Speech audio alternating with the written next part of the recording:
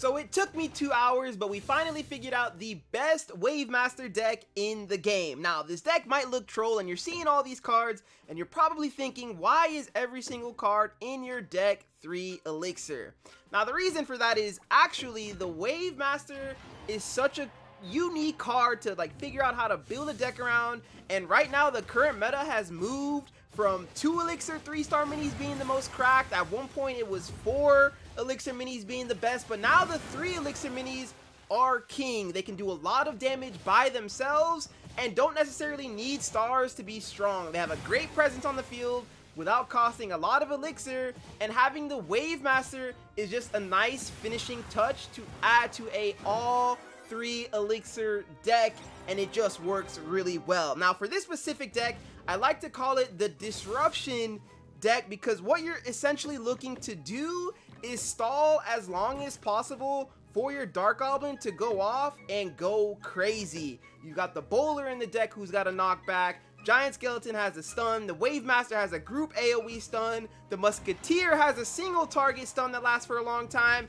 and doing all of this buys you and your Dark Goblin plenty of time to tear throughout the entire field. So have a look at this play out, right? The bomb goes down, his Wave Master is going to get stunned, and now our Wave Master does have his ability to go to the back line and attack the Witch, all while keeping the Dark Goblin alive, allowing us to win. When I tell you guys this deck is tried and true, 2 hours ever since I woke up, and now we're finally on like a 10-win streak here for these games, and we've been going crazy. Another really good thing about 3 Elixir decks is that you always have the opportunity to play the exact same cards every single game. You'll always be able to get 2 cards down in the beginning, another 2 cards down for 5 total in round 3, and then you'll finally be able to get all your cards down and have one of your minis go to 1 star. And I usually go with the Valkyrie because the Valkyrie is so extremely strong right now, and it's very, I mean, it's just perfect elixirs. 3 3 3. Have a look at us walk through the field now. Musketeer is still up,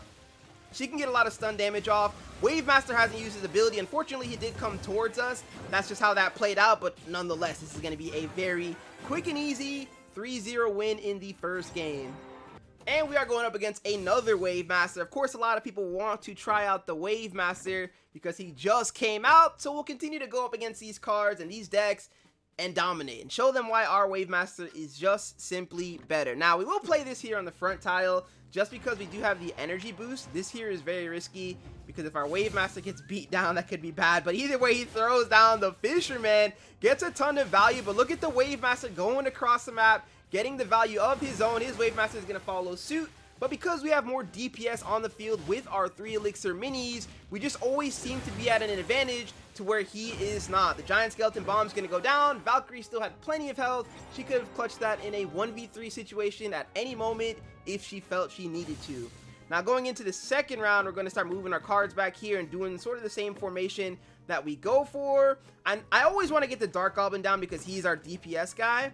And preferably, I'd like to have the Musketeer before we have the Bowler, because I feel like the Bowler is more of our late game card, since he will be, you know, towards round 5, 6. You want to try to get that ability off on him. Now, he's obviously doing the same thing here. He's going to pull that spot once again. He does catch our Musketeer, so that's a really good snag from him. But the Dark Goblin is going to be the true damage dealer in this deck, and what's nice about him is he doesn't need a star, right? Even at 0 stars, he gets a lot of damage off, he gets a lot of value, and if you are going up against another Wave Master, your Wave Master will come back across to help you protect your Dark Goblin to ensure he stays alive. Now, he's got 2 very valuable pulls off. He's probably going to try to do something similar to that once again, but now we are going into the late game here. We are going to put our Valkyrie up with a star, and hopefully a Bowler comes down. No Bowler, so this hasn't happened to me actually all day yet.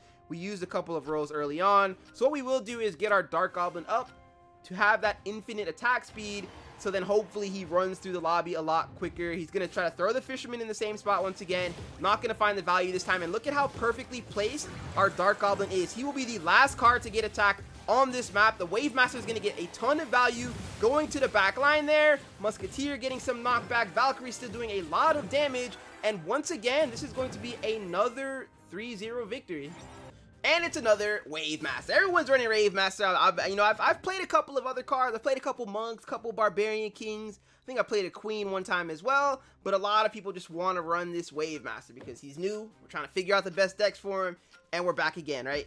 Now we're gonna go Bowler. I'm not going to waste one of my rolls in the early game. It's like you almost don't need to. Like essentially, you will win the first round no matter what cards you get, because they're all 3 elixir cards who scale incredibly well and have this very good start. We'll get a nice giant skeleton bomb off. That's actually gonna catch the Wave Master mid dive, and now our Wave Master will go to the back towards the Ice Wizard. He's gonna get a nice little knockback, and boom, going up 1-0.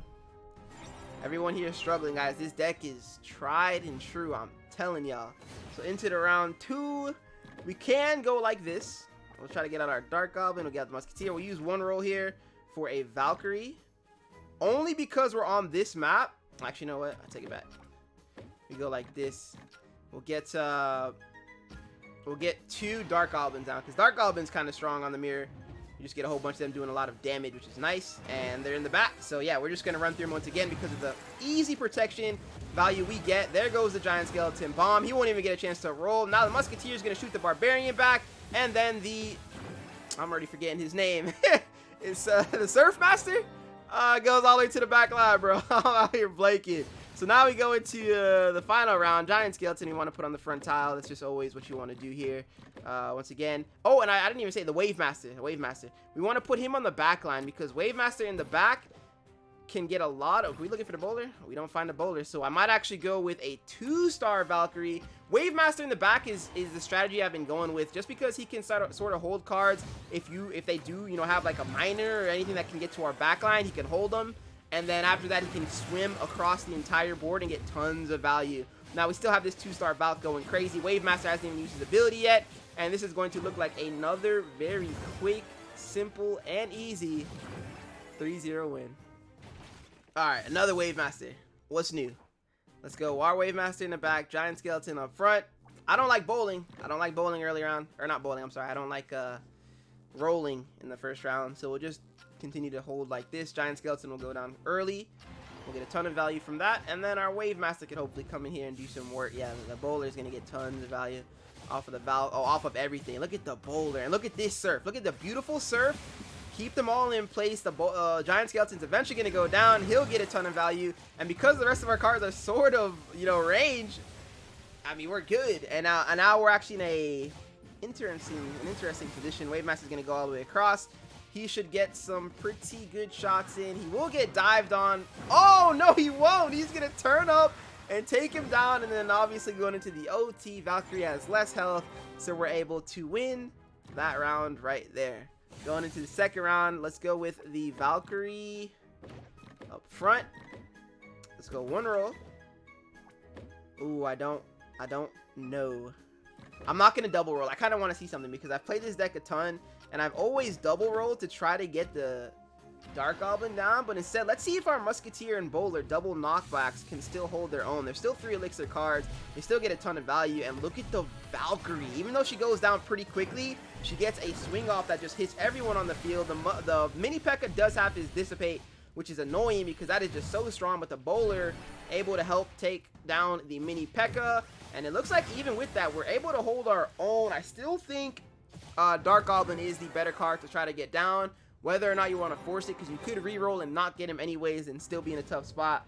So it's sort of up to you, but that worked out okay.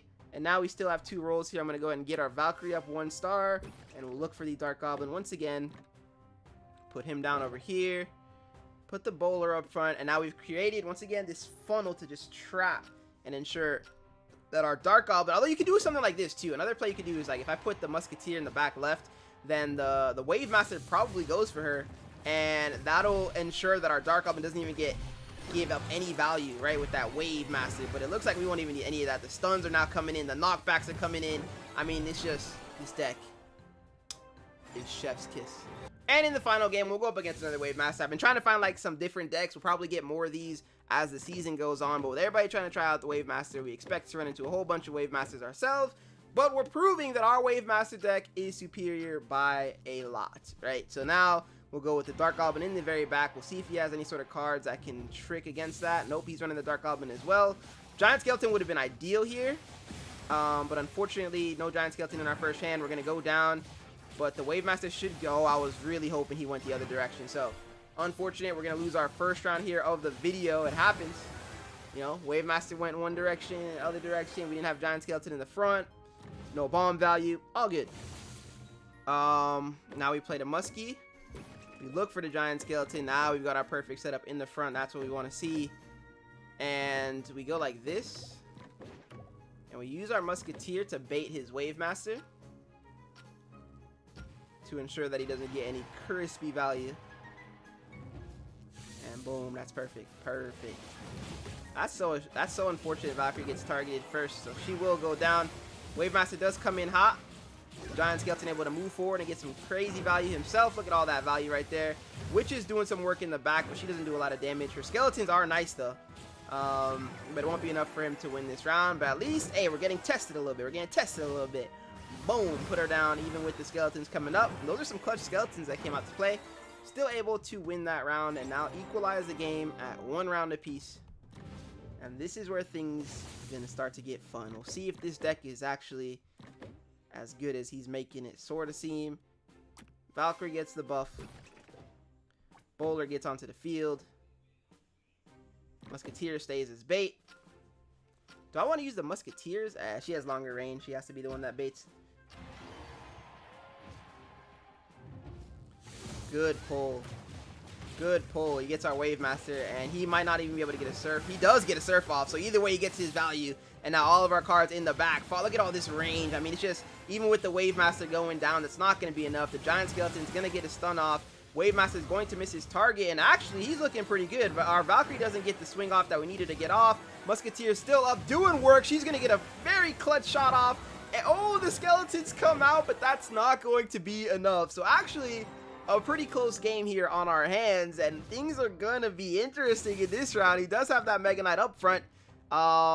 We will switch sides, and he might target the 3rd row this time. He might. So I'm going to play these cards up for 2nd row, just in case he does. And I don't even know. We go Bowler for the strike ability, and Dark Goblin Infinite. I just feel like he's going to be playing this 3rd row Fisherman. He plays back row again. Okay, so either way, that means that our Dark Goblin is still in a safe spot. And look at our Wave Master getting that ton of value down the middle. And now with the Dark Goblin having the infinite stack up, he's going to be able to start tearing through very quickly through all these targets. The Valkyrie still has some okay health. You know, the Bowler's tanky himself. He'll be able to stay alive. Dark Goblin now heating up. And we got ourselves a 3-1 win.